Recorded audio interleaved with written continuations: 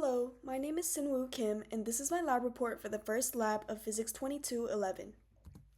This report will consist of an introduction, an overview of the experiment, the computational model, results and discussion, and finally a conclusion. The purpose of this lab is to first observe the motion of an object moving at constant velocity to demonstrate Newton's second law.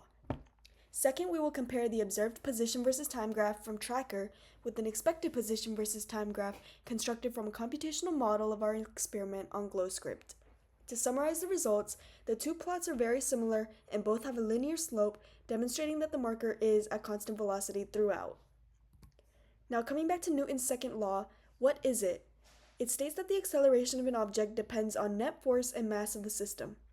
F net equals mass times acceleration, so rearranging this gives us that acceleration equals F net divided by mass.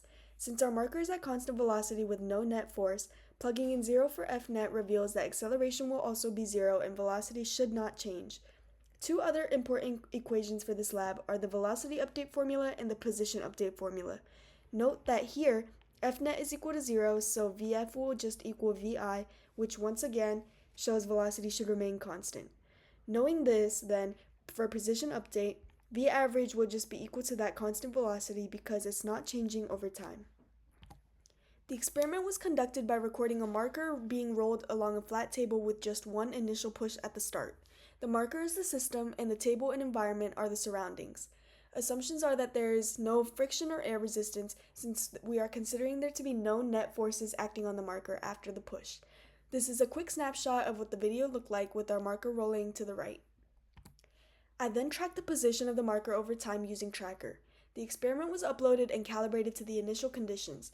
The meter stick is set as a calibration stick to ensure our measurements are to scale. The initial position was set to the origin as the coordinate axis was placed at the marker's center of mass. The time frame for the experiment was chosen to be a segment where the marker was already rolling and had reached a near constant velocity, and it ends before the marker was observed to slow down.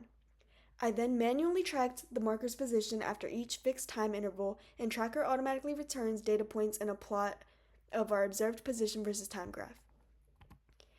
To create the computational model in GlowScript, I first had to set the initial properties of the experiment taken from Tracker, which are the marker's position, attempted to be set at the origin, and the marker's velocity, which I found using the change in position divided by the change in time between 2 points across the data. The marker's mass was just left as 1 because this does not matter. This will be explained on the next slide.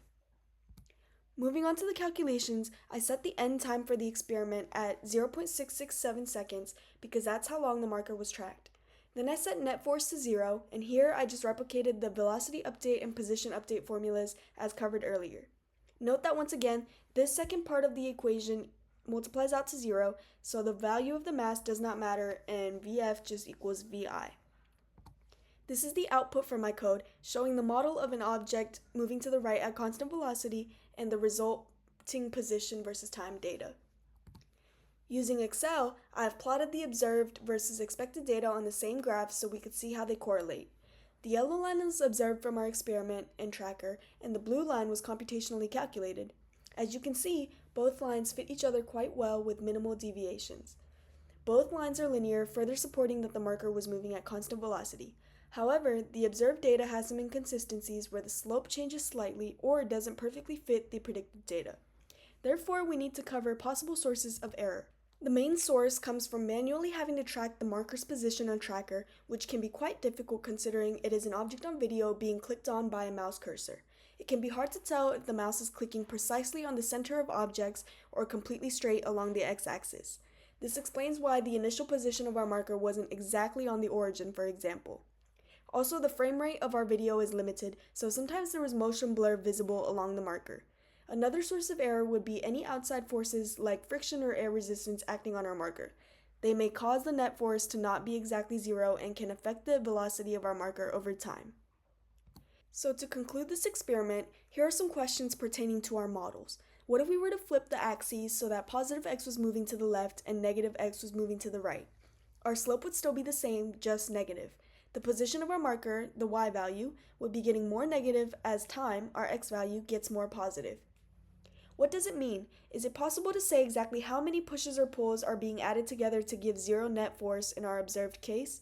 The answer is no, not really. We know that the forces should balance out to equal 0, at least computationally since we set it to equal 0, but we don't know exactly what forces are acting on our system in real life on that table. We just know they are balanced in the end. Alright, thank you for your time and have a nice day.